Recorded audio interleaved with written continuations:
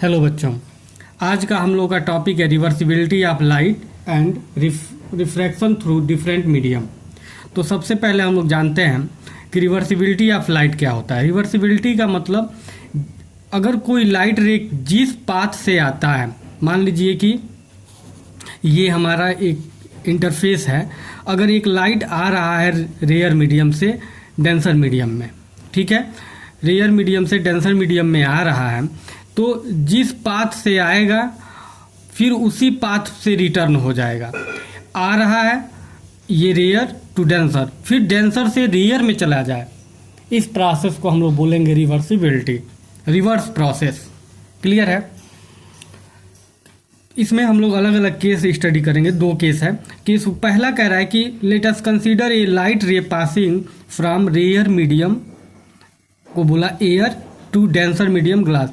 बोल रहा है कि अगर कोई लाइट हवा से ग्लास में आता है तो इसका मतलब रेयर से डेंसर में आ रहा है। जब रेयर से डेंसर में आएगा तो हम लोग जानते हैं नॉर्मल की ओर झुक जाता है रेज। इस केस में अब इसमें बोला कि इस केस में अगर if incident angle i and refractive angle r then by Snell's law refractive index of medium g का मतलब glass with respect to air, तब स्नेल्स लॉ के द्वारा रिफ्रैक्टिव इंडेक्स क्या होगा ग्लास का विथ रिस्पेक्ट टू एयर। तो बोल रहा है, फिगर ध्यान देंगे, पहला ये रेड एरो वाला देखेंगे कि ये रे आ रहा है, इंसिडेंट एंगल आई बना रहा है और यहाँ से ये रिफ्रैक्टेड हो जा रहा है, तो रिफ्रैक्टेड एंगल क्या है? आर है। इस केस में रेयर से डेंसर में जब आया तो इस केस में ए एन जी का मतलब क्या है कि refractive index of glass with respect to air. Refractive index of glass का मतलब क्या है कि डेविएशन कहाँ हुआ, तो ग्लास में जो आने के बाद, इसीलिए हम लोग जहां पे डेविएशन होता है उसी का रिफ्रैक्टिव इंडेक्स निकालते हैं। ठीक है, तो refractive index of glass with respect to air क्या हो जाएगा? Sine i, sine of incident angle divided by sine of refracted angle, यानी sine i by sine r. A n ji is equal to sine i by sine r. ठीक है, अब देखिए जब process reverse होगा, ये रेड वाला arrow देखिएगा, जब प्रोसेस रिवर्स हो रहा है इस केस में ये रेज यहाँ से जा रही है, मतलब रेयर डेंसर मीडियम से रेयर मीडियम में जा रही है। डेंसर से जब रेयर में जाएगी तो ये एंगल इंसिडेंट होगा और रिफ्रैक्टिव एंगल क्या हो जाएगा? आई हो जाएगा। रिवर्स हो गया है ना, तो पहले में जो इंसिडेंस एंगल था वो दूसरे में क्या हो जाएगा? रिफ्रैक्टेड एंगल हो जाएगा। क्लियर है? तो आगे देखेंगे केस 2 में कह रहा है इन द गिवन फिगर, जो फिगर दिया है उसी के बारे में बात कर रहे हैं। Again we consider a light ray passing from denser medium, अब glass to rare medium air, अब ग्लास से एयर में जा रहा है। In this case the angle of incident is r, इस केस में जो इंसिडेंट एंगल होगा वो आर होगा और रिफ्रैक्टेड एंगल क्या होगा? आई। रिवर्स हो जा रहा है, उल्टा हो जा रहा है। ठीक है ना? देन बाय स्नेल्स लॉ, अब रिफ्रैक्टिव इंडेक्स किसका निकालेंगे? तो ग्लास से जा रहा है ना एयर में, तो एयर में डेविएशन हो जा रहा है, तो एयर का हम निकालेंगे, यानी refractive index of air with respect to glass, यानी जी। ठीक है, यानी g N a, refractive index of air with respect to glass sine r by sine i. R क्यों? क्योंकि इस केस में इंसिडेंट एंगल आर हो जाएगा और रिफ्रैक्टिव एंगल आई हो जाएगा, यानी साइन आर बाई साइन आई। अब इसको इक्वेशन 2 बना लिए। अब इक्वेशन 1 और 2 दोनों को आपस में अगर क्रॉस मल्टीप्लाई कराएं तो क्या मिल जाएगा? A n ji is equal to g N A is equal to sine i by sine r into sine r by sine i. R से आर कैंसिल एंड आई से आई कैंसिल, यानी मिला क्या? 1 a n g into g N A is equal to 1। Last में हमको क्या मिल जाएगा? ए एन जी को अगर इधर रोक लें तो 1 बाई जी एन ए। ठीक है, तो ये रहा रिवर्सिबिलिटी ऑफ लाइट। यानी रिवर्स देखेंगे, इस इक्वेशन से भी ध्यान देंगे कि a n g refractive index of glass with respect to air क्या आया? 1 बाई जी एन ए, यानी 1 by refractive index of air with respect to glass. मतलब अगर इसकी वैल्यू जितनी है उसका ये रिवर्स हो, अगर ये 3/4 है, इसकी वैल्यू अगर 3/4 है तो इसकी वैल्यू क्या हो जाएगी? 4/3, रिवर्स हो जाएगा। इसी को बोलते हैं रिवर्सिबिलिटी प्रोसेस। क्लियर है? बस इसमें इतना ध्यान रखेंगे कि पहले केस में जो इंसिडेंट एंगल होगा दूसरे केस में वो रिफ्रैक्टिव एंगल हो जाएगा। और जहां पे लाइट डेविएट होता है जिस मीडियम में, उसी मीडियम का हम लोग रिफ्रैक्टिव इंडेक्स निकालेंगे। ठीक है, अब अगला हम लोग देखते हैं refraction through different medium. Different medium में रिफ्रैक्शन कैसे होता है इसके बारे में हम लोग चर्चा करेंगे।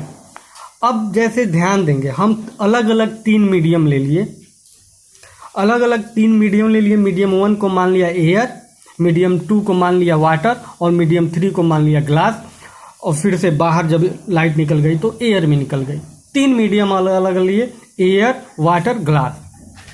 ठीक है, तो पहले हम लोग मीडियम वाइज चलते हैं। ये रेयर मीडियम है, ये डेंसर है, ये भी डेंसर है, बाद में रेयर है।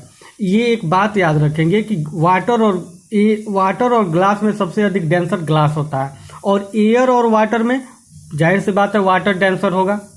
ठीक है, तो जब लाइट एयर से वाटर में आएगी, ध्यान देंगे, एयर से वाटर में आएगी तो नॉर्मल की ओर झुक जाएगी, जाना चाहिए उसको सीधे, लेकिन नॉर्मल की ओर झुक जाएगी।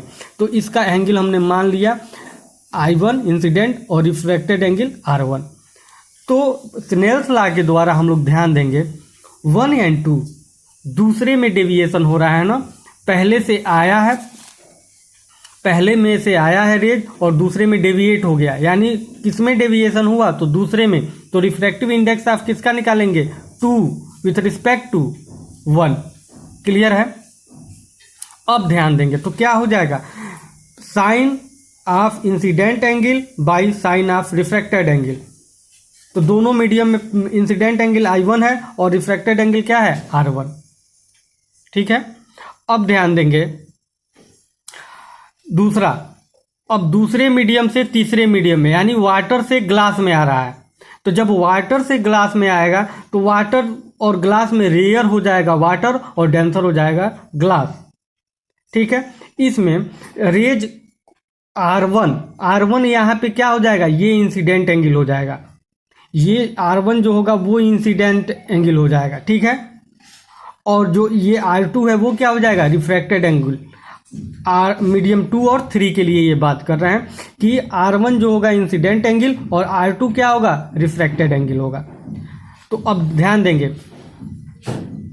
2 एंड 3 यानी refractive index of 3 with respect to 2।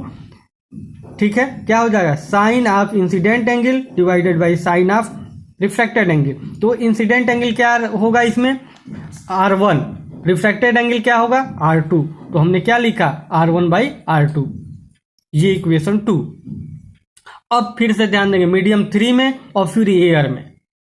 तो मीडियम 3 में यहाँ पे इंसिडेंट एंगल क्या होगा, R2, और जितने एंगल से रेज आई होगी पहले में मीडियम में, इस मीडियम में जितने एंगल से आई होगी बाद में उतने ही एंगल से बाहर निकल जाएगी, इसलिए I1 is equal to I1 यहाँ पे लिखा। तो दिस 3 and 1 का मतलब रिफ्रैक्टिव इंडेक्स ऑफ 1, फिर से मीडियम 1 आ गया ना, एयर आ गया, विथ रिस्पेक्ट टू ग्लास यानी थर्ड मीडियम। तो क्या हो जाएगा, साइन ऑफ इंसिडेंट एंगल, यहाँ पे इंसिडेंट एंगल ध्यान देंगे क्या होगा, R2 होगा, और रिफ्रैक्टेड एंगल क्या होगा, I1 होगा। तो क्या हो जाएगा, sign R2 by sine I1। Clear है? जहां पे डेविएशन होता है वहीं पे रिफ्रैक्टेड एंगल बनता है। डेविएशन ध्यान देंगे, यहाँ पे डेविएशन हो गया, ठीक है, रेयर मीडियम में, तो ये हो जाएगा रिफ्रैक्टेड एंगल। इन दोनों में यहाँ पे डेविएशन हुआ तो ये हो गया रिफ्रैक्टेड एंगल। इन दोनों मीडियम में यहाँ पे डेविएशन हुआ तो ये हो गया क्या, रिफ्रैक्टेड एंगल। इन दोनों में यहाँ पे डेविएशन हो गया तो I1 क्या हो जाएगा, रिफ्रैक्टेड एंगल। तो जहाँ डेविएशन होता है वहीं रिफ्रैक्टेड एंगल क्रिएट हो जाती है। क्लियर है? तो ये तीन equation 1 and 2 is equal to sine I1 by sine R1, 2 and 3 is equal to sine R1 by sine R2, and this 3 and 1 is equal to sine R2 by sine I1। अब equation 1, 2 and 3 से हम लोग देखेंगे क्या मिलेगा।